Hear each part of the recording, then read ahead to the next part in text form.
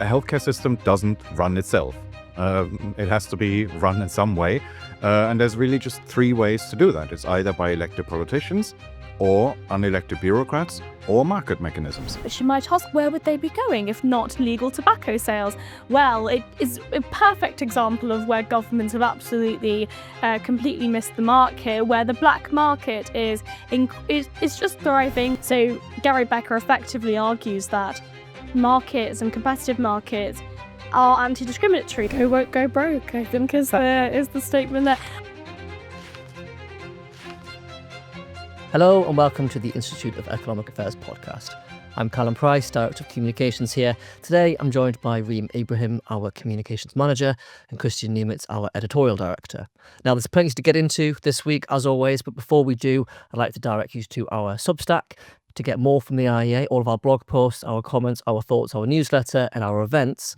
Follow us on Substack at insider.iea.org.uk. Now, plenty going on this week. Another big speech from the Prime Minister, news on tobacco duties, and developments in the world of DEI. But to start with, Kristian, NHS England has been abolished. Huzzah. Yeah, great. Huzzah, right? That's the dream. Been working towards it for years. Finally, it's happening. Mission accomplished. We can all go home. Yeah, I'll retire now. I'm off to the pub. No, the thing is, it's been trending on Twitter because, NHS England is a terrible name. It makes it sound as if this was just the England branch of the NHS in the way that NHS Scotland is the Scottish NHS. But it's not. It's a commissioning board within the NHS, and it's an organisation that's only been around for, I think, 14 years or so. The way it works is simply that the Department of Health and Social Care has a budget of, I think, about £190 billion every year. And of course, they don't all spend that themselves from the center. So what they do is they allocate that to local organizations, and they then commission healthcare services within their area. And so hospital services and whatever specialist services. And that's been the case since the early 90s. It's just every couple of years, a government thinks, well, we have to reorganize this commissioning process because that will somehow improve things massively, and often in quite a pointless way. One of the last big reorganizations happened in the early Cameron years, where they thought it would be a good idea to have this local commissioning process, this process driven by GPs, because they thought, well, GPs are knowledgeable about the health problems of their local populations and whatever the health landscape looks like. So let's get them involved. Let's put them into the driving seat. Let's make sure they do the commissioning. Maybe not such a bad idea. It's just the problem with it is that then you create a conflict of interest. Then you have the GPs doing the commissioning locally, but they are also healthcare providers in their own right. They run their own surgeries. So that means they would be able to buy services from themselves. They would self-commission. And to the extent that they have regulatory functions, they would be marking their own homework. So the Cameron government then said, well, this doesn't make sense. So let's have a separate commissioning organization nationally, which deals specifically with this issue, with primary care and a couple of hyper-specialized services. And that's how that organization then became NHS England. So it's a commissioning organization within the NHS. And what they're doing now is they are absorbing that into the Department of Health.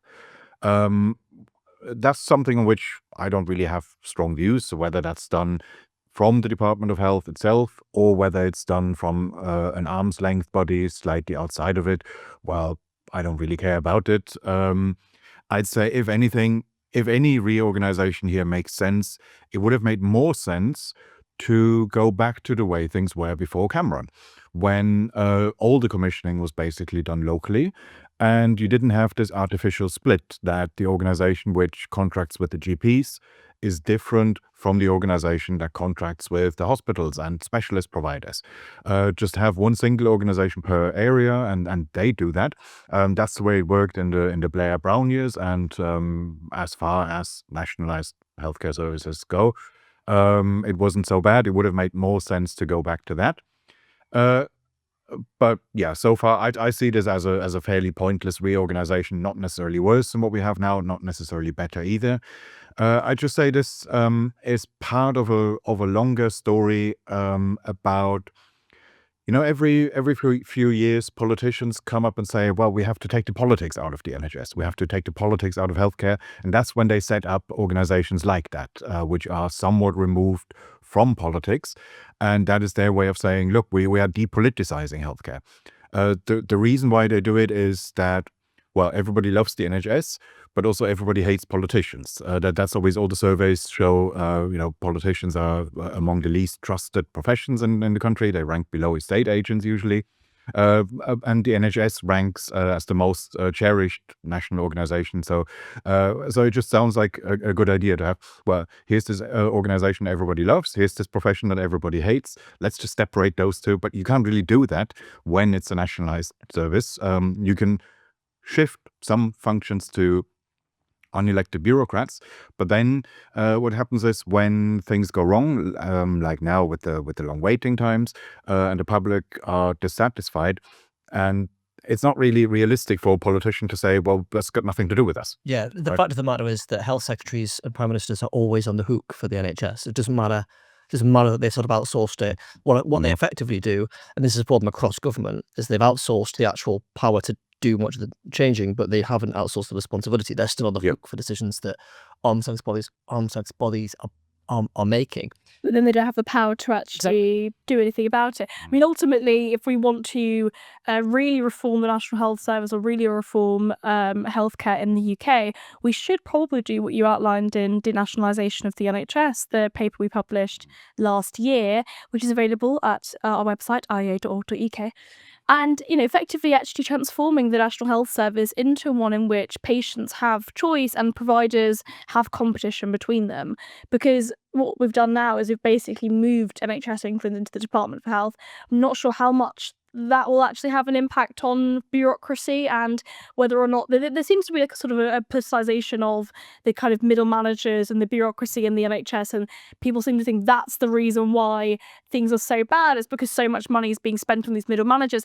And that may be true in some cases, but ultimately the only way that we can actually improve those kind of healthcare mechanisms is by using market mechanisms, and it's by allowing patients to have that choice and allowing competition between providers, like, as you outlined in that paper, like the Netherlands have, in which there is that competition between providers. All hospitals are owned privately, and it means that patients have ultimately the power to choose where they get their healthcare from, and at the same time you have competition between those providers. So it means that if they're not doing a very good job, people are able to have that power to leave.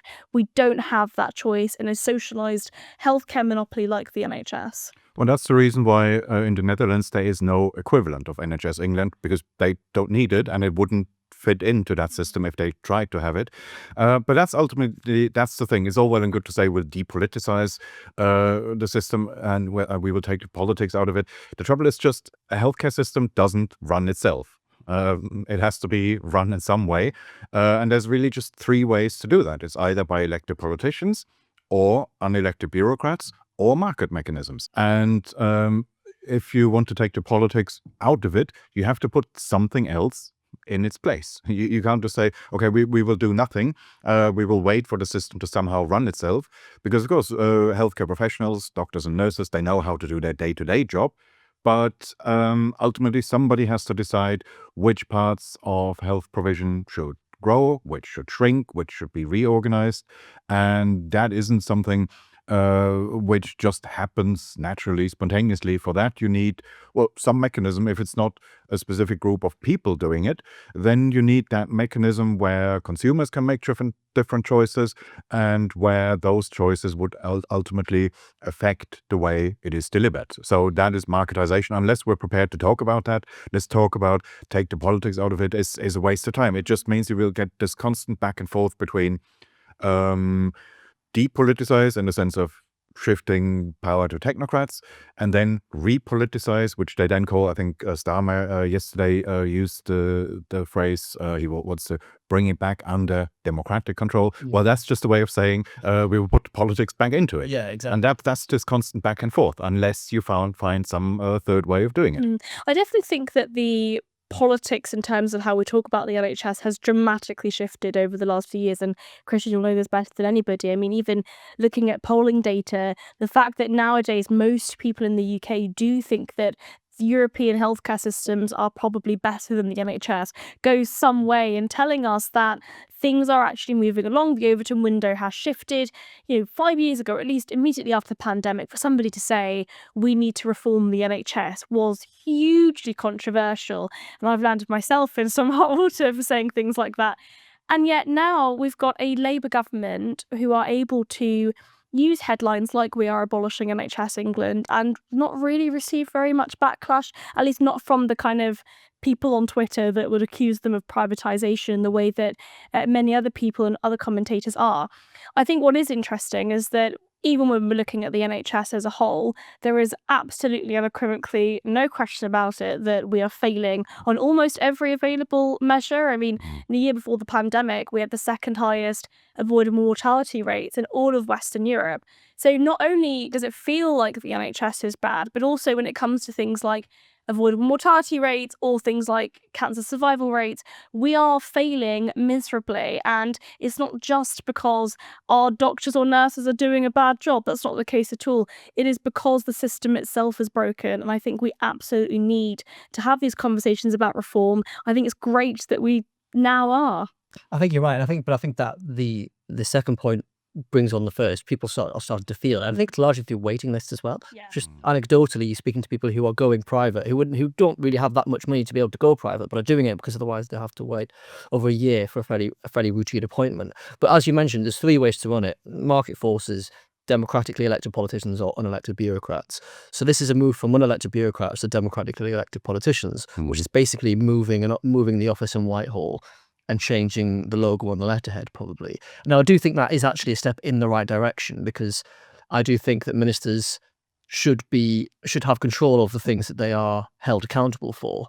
But actually, the bigger change is the more necessary one, which is ministers should just be responsible for less. So you just need to sort of do something more radical. And I think just want to look at this in the wider context of the speech the Prime Minister gave, because it was rhetorically, it was an excellent speech. It was sort of, nobody wants an ever-growing state. The state's too big. It's flabby, I think was the word he used. He talked about excellent choice of.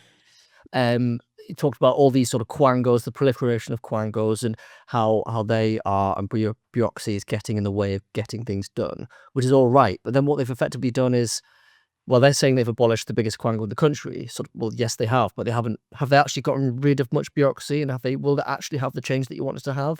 As the one thing that they've gone and abolished, it's, yes, on one hand, it's good, but on the other hand, it's not quite a fuera, is it? They're still running the health service from Whitehall. Well, it's afuera from one building and into another. Yeah. It's an afuera followed by an adentro. But I mean, there's this rhetoric. It's also popular on the political right. You often get complaints about we have too many quangos, too many technocrats. Politicians are outsourcing too many things to unelected bodies. I'm not really happy about that kind of rhetoric, because once you have a state that does as much as our state does, that has this size and this scope, it's just inevitable that the more specialist functions will have to be delegated to specialists, to people who are technocrats, who specialize in one particular thing and who know the details, the technical details of that.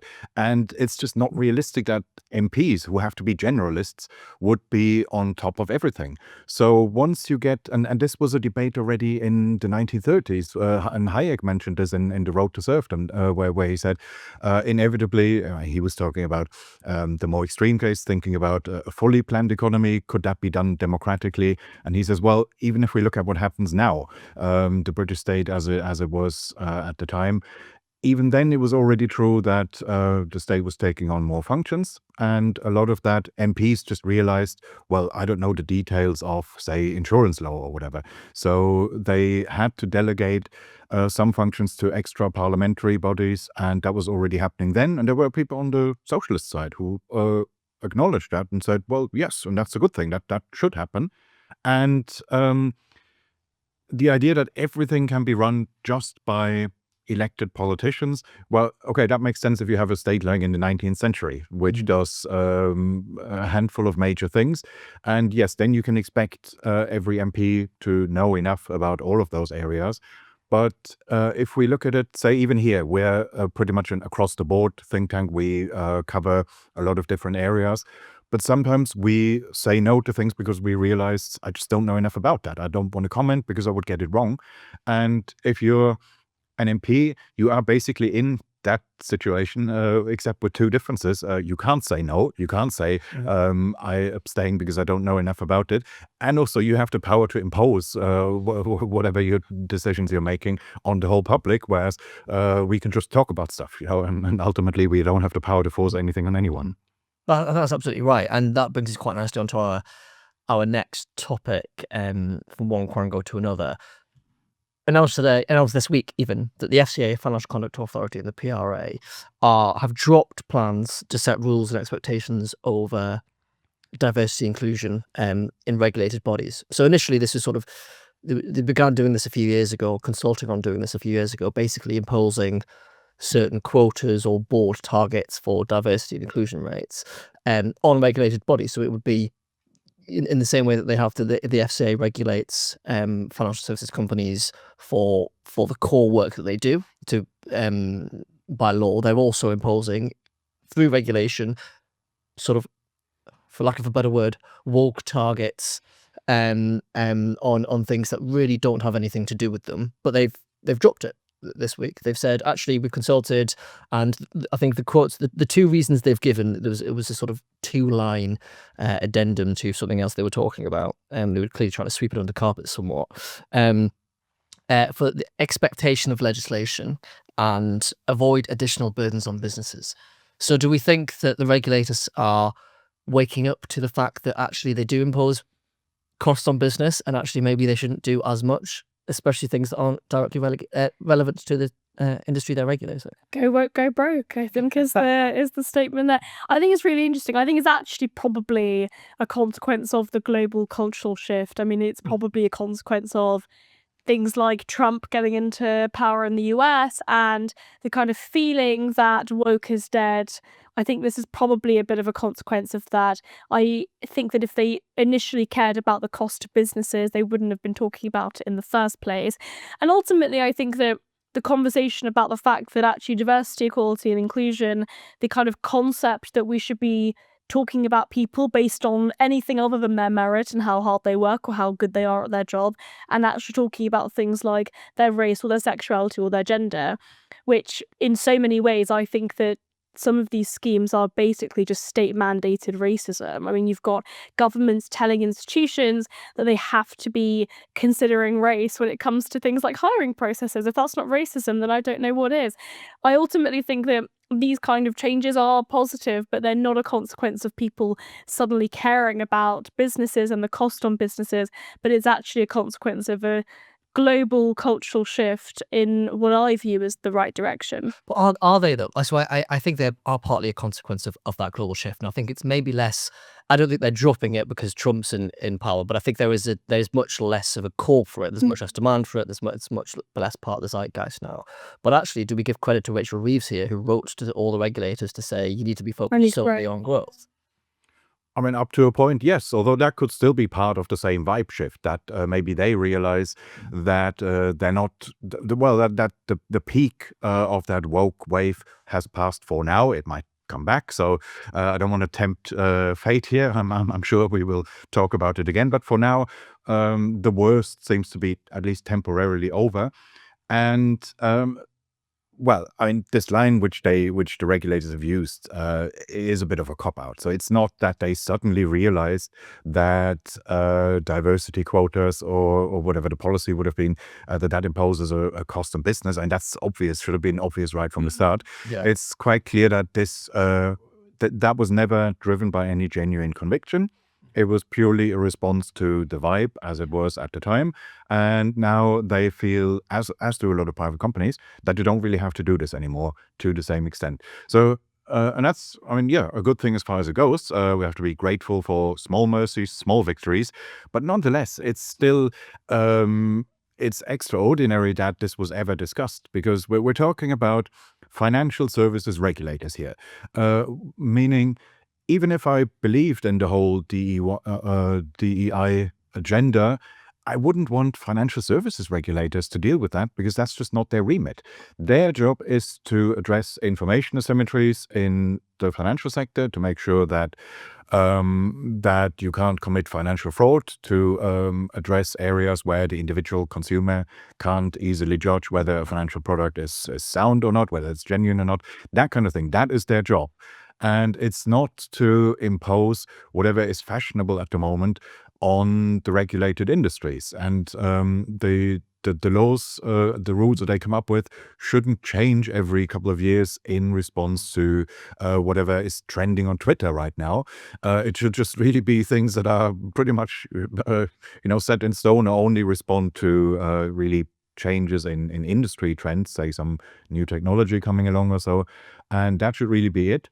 And they also used this rhetoric for a while where they said, no, this is actually, if we impose woke quotas on financial service providers, that will improve their performance, and this is actually good for them.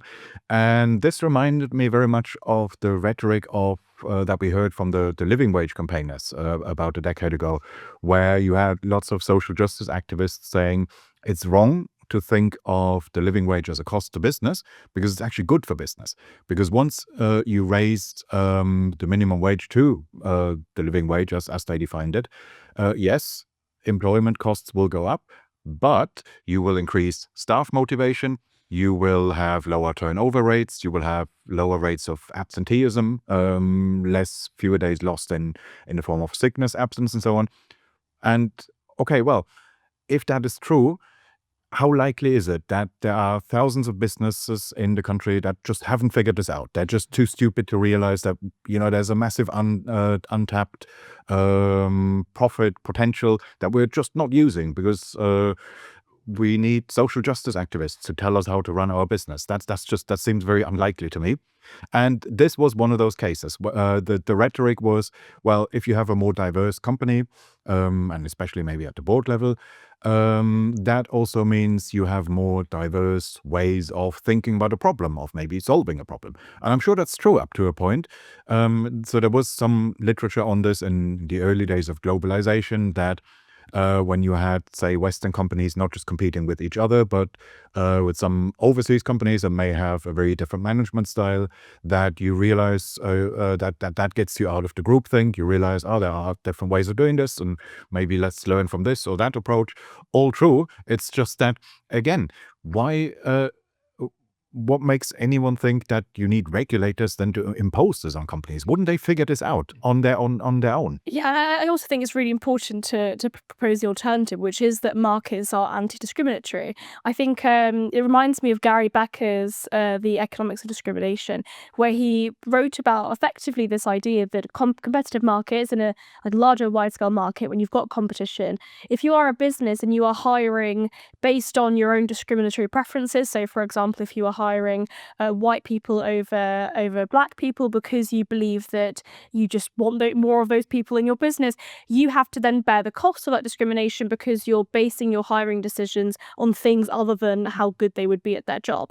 So Gary Becker effectively argues that markets and competitive markets are anti-discriminatory. Now, of course, some businesses would be able to bear the brunt of costs and may be willing to take on those costs despite the fact that it would be worse for their business and indeed make them less profitable.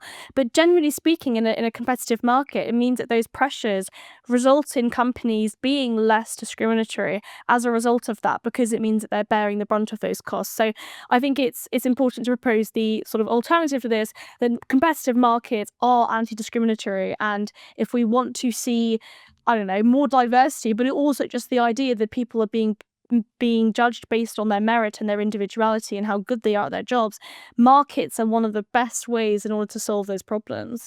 Yeah, I mean, anecdotally, I always remember an event that we had here a couple of years ago where we had someone from Migration Watch who also talked about, I don't know why he brought this up even, how he mostly does business with foreigners.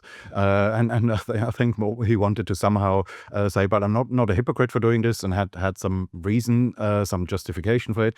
But I thought, well, okay, that's Gary Becker's Economics Illustrated. That in his personal business life, he wasn't acting upon the preferences that he declared in public. He was a perfectly rational economic actor in those areas of life where the costs and benefits of his actions accrued to him. And there people behave very differently. Do we think we'll now see a shift towards that? Do you think people will follow the FCA and follow Rachel Reeves saying only focused on growth? And how far do you think it'll go, and do you think it'll make a difference? Well, okay, this is one specific regulator which regulates one specific industry. There is still a legislative basis for a lot of what you could call cautionary wokery or defensive wokery, where companies just fear they will be sued or they will be attacked by a Twitter mob, and therefore invest in a lot of programs that they probably know to be a waste of money, but they think they have to do this. So there's actually there's a bigger problem here, and there's actually a lot of this stuff baked into legislation that I don't think the government will be touching anytime soon, will they? Because the Equalities Act means that effectively you have to take into account indirect discrimination. I think also the fact that the Employment Rights Bill, which is now going through Parliament, will result in companies then also being indirectly responsible for their own employees' well-being when it comes to things like whether or not they're offended. So the Conservatives have come up with quite an interesting sort of comms plan in the way that they're opposing this, calling it the banter ban, where they are saying that effectively, for example, if you're an employer, if you own a pub and your bar staff are offended by something that somebody might have said in said pub, you could then be liable for being sued. So it is. We're just going to close down all the Westminster pubs. Probably, especially fine there. I think what's interesting about that is that even though the cultural shift and the vibe shift seems to be moving in that direction, that's what's happened in this particular case, we still have really bad legislation that is yet to be repealed, and it seems to me that we are actually imposing even further bad legislation that is going to ultimately hurt those businesses and also hurt consumers as a result. It's another example of which we've touched on multiple times and we'll continue to talk about, the Employment Rights Bill sticking out like a sore thumb, going opposite to everything else that seems to be moving in a vaguely more positive direction. Now to move us on to our final topic, tobacco duties. Reem, what's going on? Yes, so the latest tobacco sales figures have been published this week. Between 2022 and 2024, legal cigarette and rolling tobacco sales fell by 41%. So the number of smokers has basically not changed in that period of time, but the amount of money that is being raised by the Treasury in tobacco duties has significantly fallen. Now, why is this happening? It's effectively, we're on the other side of the Laffer curve where the tax is just way, way too high, and it means that consumers are going elsewhere. But you might ask, where would they be going if not legal tobacco sales? Well, it is a perfect example of where governments have absolutely completely missed the mark here, where the black market is just thriving. We all know this is the case anecdotally, where people are so readily able to access illegal tobacco in the UK, and it's directly as a result of these incredibly high tobacco duties. Now, what's interesting about this is that because smoking rates haven't really changed that much in the last few years, it does mean that those people are going to the black market. Now, when we've got the Tobacco and Vapes Bill, which is going through Parliament at the moment, I think it's heading to the Lords now, where we are going to see the legal age in which you're able to buy tobacco increase 1 year every year until nobody is able to legally buy tobacco products. What this is showing us is that it doesn't really matter what the government do, smokers will always be able to access those products, whether it be legally or illegally, and as a society or governments have two choices. Either tobacco is provided by a taxed and regulated private sector, or it is provided by criminal gangs. At the moment, the choice seems to be the latter. Well, I'm not surprised by any of this. So the first study of this kind that I saw was from maybe 15 years ago or so, where people looked at you can do this by simply picking cigarette packs out of the litter and look at the language in which the labels are printed. And they did this in Berlin and Brandenburg, which is the state around it, where a lot of it was in Polish or Czech, where obviously because of the differences in tobacco duty, that people just brought them over. So this is not illegal. It's just, it meant they were avoiding the higher tobacco duty, and they were the German tobacco tax was on the wrong side of the Laffer curve at the time already, if you want to put it in that way. Although in fairness, you could also say, well, it's a sin tax, so therefore it's not supposed to be a revenue raiser. So the wrong side of the Laffer curve would then, from that perspective, actually be the right side. You want it to be as high and punitive as possible. It just shows that when you're at a range of the Laffer curve where the tax no longer has that much effect, well, then that means it doesn't even do what it's supposed to do from on its own terms. So people do still get the cigarettes just from elsewhere, and it's lost. It's been decoupled from the actual tobacco consumption. And it's all based on the assumption that what the government set into law means that people then respond to that directly, right? That there aren't these other ways people can get these products. And I think that ultimately, we all know tobacco is bad for us. We know that smoking is bad for us. We spend huge amounts of money on tobacco-related illnesses in the UK. And yet the proven way, look at Sweden, the proven way to get to what the WHO call a smoke-free country, where the smoking population is less than 5%, is not by these pretty draconian measures, but it is by allowing adults to choose safer and healthier products. And this is the tobacco harm reduction model that various different people have been talking about, in which adults are able to choose safer and healthier products like snus in Sweden, or vaping products, or heated tobacco, whatever it may be. These products are proven to be safer than combustible tobacco. And it means that people are able to get nicotine delivered to the lungs in a way that many of those smokers find satisfactory.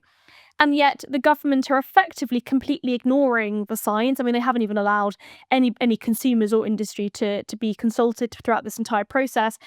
And yet at the same time, they are ignoring all of that evidence. And clearly what is going to happen, and what is already happening, is the black market is going to explode. What's really interesting about this is in countries like Australia, I think Australia is a really fascinating example of the black market, in which tobacco is still legal, but they've completely outlawed the safer option, vapes, because that totally makes sense. And you've got basically firebombs on various different corner shops. Somebody's recently died as a result of this war, where effectively criminal gangs are trying to force corner shops to sell their illegal vapes, and if they refuse, their lives are at risk. I think one of the real big fears about this is actually that when you've got a fifth of the adult working population that smoke, or when you've got huge numbers of people that use disposable vapes, and you take that away, consumers are always going to be able to find a way to get there, and criminals are always going to find a way to make money and profit on bad government policy. Well, good news, because the proponents of the nanny state have had a genius idea. Lord Bethell, who is an excellent person in many ways, but is arguably wrong about this. His reaction to this has been that smoking is so addictive that we've reached the point where taxes, we are now beyond the point where taxes are impacting on smoking rates. So we need to look at new measures. Time to think about a complete ban. Shall we work towards that? Who could have predicted that? Dr. Christopher Snowdon, our colleague, has literally said it's going to be inevitable that they're going to now try and argue for a complete and outright ban. What doesn't make sense about this is that we're clearly seeing that people are moving towards the illegal market. So what he wants to do is completely remove the legal market altogether. It literally makes no sense whatsoever. They are taking the literal problem and making the problem worse. It absolutely makes no sense. Ultimately, there's the liberty argument here. I'm of the view that adults should be allowed to smoke if they wish to, and as long as they bear the brunt of those costs, both in healthcare terms but also in their own lives financially.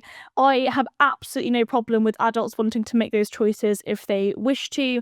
Part of the problem is that we have a National Health Service in which people feel as though they bear the brunt of the costs, and in some ways they do financially, as a result of having to pay for somebody else's healthcare. But we don't say the same thing when it comes to things like obesity, right? Some do. Some do, but we don't have those in law, right? It's not the case that if you are overweight that you pay more tax in certain instances. I think what is really interesting about this particular issue is that people seem to still think that what the government impose is the solution, and it isn't the case that criminal gangs are able to just basically profit from bad government policy. To be very clear, what Lord Bethell is arguing will make the black market explode even more than it already has. Yeah, and Chris Snowden has also written about how, curiously, the anti-tobacco groups are also opposed to any tobacco substitute products, even though they clearly solve the problem because they, well, fulfill some of the same functions, but in a less harmful way. But from the perspective of some of those public health groups, they solve the problem, but in the wrong way. And that's because, well, they have an explicit agenda, which is we want to reduce smoking rates, but there's also an implicit secondary cause which they pursue, and that is an anti-industry, anti-capitalist cause, and that's not really new. So I remember there was a book a couple of years ago by Michael Sandel, who is a communitarian philosopher, and he was taking issue with health insurance companies offering, I think it was, discounts for people to go to the gym. And you might think, well, what's wrong with that? But he said, well, it might work. Maybe people will go to the gym because of that offer, but they do it for the wrong reason. They should treat the body as a temple, and you should do this because it's the right thing to do and not because there's a financial incentive.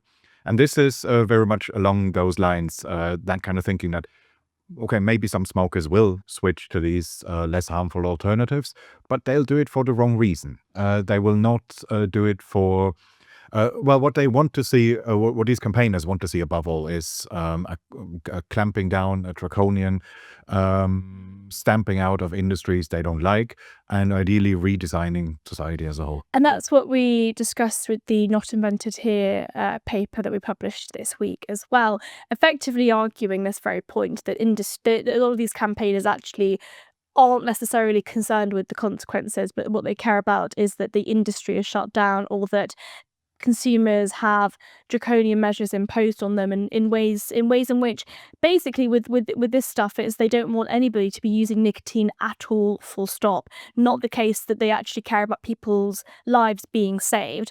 And to be clear, allowing adults to choose safer and healthier products will save lives. We spend huge amounts of money on tobacco related illnesses, and the amount of people that die as a result of smoking is huge. And yet at the same time, we have these draconian measures in place in which people are not able to bear the brunt of that. We need a tobacco harm reduction model, and we used to be pretty good on this stuff. I mean, vaping was very well known to be a much safer, healthier alternative. According to Public Health England, the Royal College of Physicians, Cancer Research UK, we all know that the research shows that combustible tobacco is at least 95% more, that vaping is at least 95% less harmful than combustible tobacco. And yet, at the same time, these draconian measures will basically take away that choice, and where adults are able to basically use illegal products, illegal tobacco, or indeed illegal disposable vapes, many of those criminal gangs don't care if it's children that are buying them or if it's adults, and so the consequences are just so much worse. Exactly. I mean, I think just to end on, I think on that Not Invented Here point, it's clear that the opponents to this view aren't following the evidence. And when they're not following the evidence, the question has to be asked, well, what evidence are you following? What aims are you trying to get to? And clearly they're not the aims that they are necessarily stating, i.e. harm reduction. It's something else entirely. I'm afraid that is all we've got time for today. But as mentioned, if you want to hear more from the IEA, follow us on Substack, insider.iea.org.uk, and keep subscribe to the YouTube channel if you haven't already. Until next time, thank you very much.